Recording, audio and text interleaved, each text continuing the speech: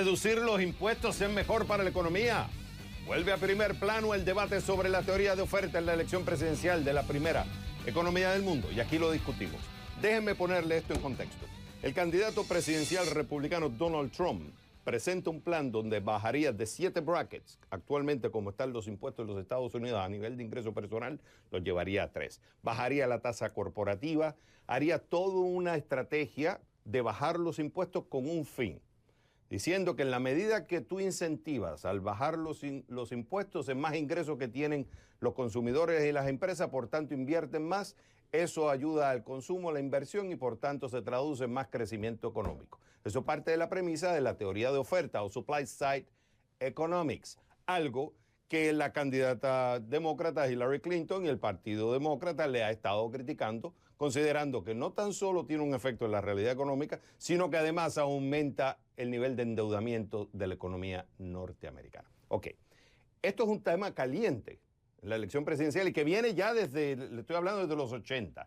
Aquí entra Ronald Reagan, republicano. Bueno, muchos de los defensores del supply side economics o la teoría de oferta utilizan como prueba la administración de Ronald Reagan que aplicó el supply side economics. Y en este contexto nosotros tuvimos una discusión en CNN Dinero y Sebastián Hoyos, que él es profesor de Ciencias Políticas de Suffolk University, criticó supply side economics o la teoría de oferta. Esto fue lo que dijo. Porque lo que muestra la historia, la referencia que hacía antes a la época de Reagan, es que el ajuste que se pretende de que con bajar impuestos se sube la recaudación, eso no se produjo.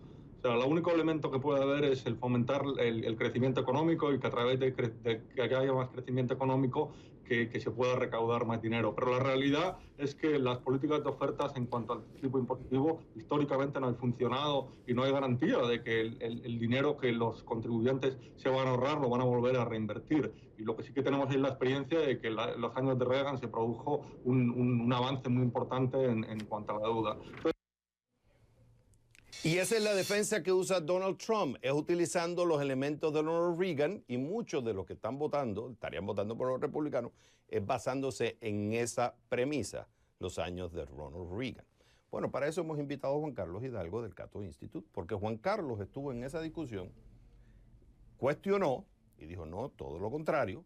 Hemos querido invitar a Arroyo, pero no pudo estar, así que Juan Carlos Hidalgo, ¿por qué tú defiendes la tesis de supply side economics? Cuando hay una realidad, disminuye el ingreso. Cuando tú bajas los impuestos, por ejemplo, una de las estimaciones que se está viendo en el plan de Trump, que no venimos a analizar el plan de Trump, venimos a analizar la tesis. Cuando tú bajas los impuestos, hay también un efecto negativo en los revenues, en los ingresos.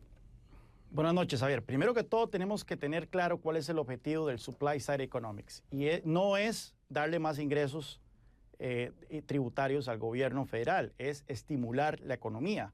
Al recortar usted los impuestos, usted está dándole incentivos al sector privado, dándole incentivos a los empresarios, dándole incentivos a los individuos para invertir, para crear nuevas empresas, para generar nuevos puestos de trabajo y así estimular la economía. Si nosotros vemos, en los años 80 hubo varios recortes de impuestos durante la administración Reagan. Hubo un recorte importante en el 82, hubo otro en el 87 y otro en el 88.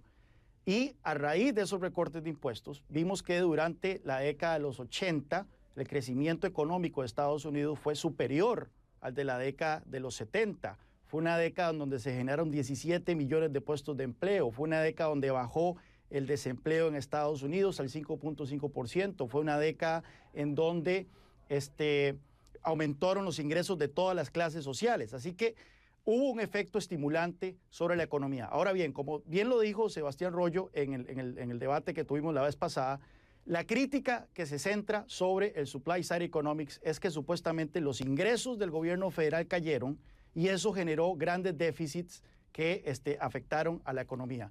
Bueno, aquí se puede ver claramente que eso no es cierto. Aquí se puede ver el primer recorte de impuestos Aquí se puede ver el primer recorte de impuestos de 1982, cuando la tasa máxima del impuesto de la renta pasó de un 70 a un 50%, y efectivamente hubo una pequeña caída en los ingresos que rápidamente se superó. Luego llegaron los recortes de impuestos de 1987, cuando la tasa máxima pasó de un 50 a un 38%, y luego la de 1988, cuando la tasa máxima pasó de un 38 a un 28%. Como ustedes pueden ver, los ingresos, estos son dólares constantes, eran 1.364 millones en 1981, antes de los recortes de impuestos. Al final de la administración Reagan, los ingresos tributarios del gobierno federal eran 1.636 dólares en términos reales. Así que no hubo caída de ingresos, más bien los ingresos crecieron un 16% en términos reales durante la administración Reagan. La razón por la cual los déficits aumentaron durante ese periodo es porque el gasto creció más rápido que los ingresos. Recordemos que esta fue la época en que Ronald Reagan aprovechó para aumentar el gasto militar de una manera importante, y eso hizo que efectivamente entonces el déficit del gobierno federal aumentara de una manera significativa. Pero no es cierto, bajo ninguna circunstancia, de que los recortes de impuestos fueron los responsables por los déficits de los años 80. Ahora, Juan Carlos, yo también estuve leyendo la literatura y no es concluyente, o sea, no hay una conclusión entre los economistas de decir de que tú bajas los impuestos ayuda al crecimiento económico o viceversa. Y voy a explicar. Hacer un corte transversal y decir vino Reagan y esto ayudó al crecimiento económico porque bajó los impuestos sin tomar en consideración el crecimiento poblacional, sin tomar en consideración otros factores como la inflación, estaríamos entonces asumiendo que todo el efecto se le atribuye solamente al recorte de impuestos. Dos, estuve escuchando a otros economistas y leyendo a otros economistas y hay que ver el efecto que tiene en toda la población, que no necesariamente es igual.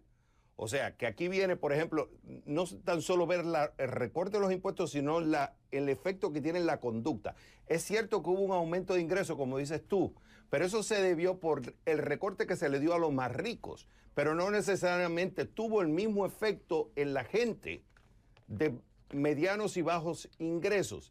Entonces, donde hay lo que estuve viendo en aquellos, vamos a decir, que no están ni con una ni con la otra, dicen sí. Tú puedes hacer recorte de impuestos, pero tú tienes que pensar no tan solo en el efecto que va a tener a nivel fiscal, o sea, en el nivel de deuda, sino también el efecto que puede tener en la conducta del consumidor, que no es igual.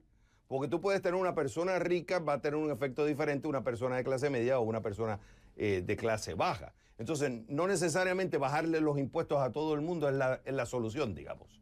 Sí, un par de cosas. Recordemos que el Supply Side Economics no era únicamente, o el Reaganomics, para ser más específico, Reaganomics no era únicamente bajar impuestos, era también bajar la inflación, cosa que se hizo durante la década de los 80, y era deregular la economía. Fueron entre los tres grandes pilares de Reaganomics: bajar impuestos, deregular la economía, bajar la inflación. Así que efectivamente uno no puede achacar todo el éxito económico de los 80, el mayor crecimiento económico, en una sola política. Hubo otras cosas que también jugaron un papel, pero sin duda alguna, el tema de bajar las tasas impositivas, particularmente los impuestos de renta marginales, los altos, desde un 70% a un 28%, jugó un papel importantísimo en estimular ese crecimiento económico.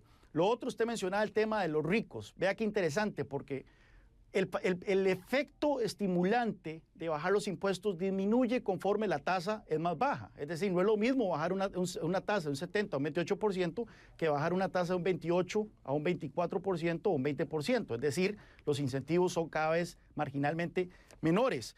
Pero vea qué interesante. El 1% más rico de los estadounidenses pagaba un 17,6% de todos los impuestos de renta personal en 1981, es decir, antes de los recortes de impuestos de Reagan.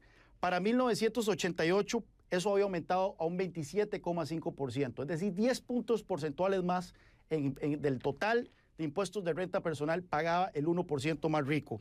El 10% más rico pasó de pagar un 48% del total de los impuestos de renta personal a un 57,2%. Es decir, los ricos terminaron pagando más impuestos cuando se les recortó las tasas. Nuevamente, esto contraría completamente el argumento de los demócratas y el argumento de muchos académicos allá afuera, como Sebastián Rollo, que dicen que Supply Side Economics fue un fracaso, que recortó los ingresos del gobierno federal y que favoreció a los ricos. Claro, pero si tú tienes que por el otro lado no recortas gastos, mantienes un control de los gastos que no se hizo bajo la administración de Reagan, tienes el problema que tenemos ahora, que es un alto nivel de endeudamiento. Claro, bajo la administración de Obama se subieron los impuestos y también sigue subiendo la deuda. Pero lo que quiero decir es que si no se ataca uno con el otro, al final la solución no es lo que se quiere hacer porque tiene un efecto negativo por otro lado. Lo que vamos a hacer, Juan Carlos, vamos a discutir el tema de la plataforma de Trump porque hay una preocupación. Tú puedes bajar los impuestos como defiendes tú, Supply Side Economics, pero hay un problema serio del endeudamiento que traería su plataforma económica. Y por eso yo te voy a invitar en otro momento para que la discutamos. Juan Carlos Hidalgo de Cato Institute, como siempre, es un gusto tenerte en el programa. Cuando regresemos a CNN Dinero.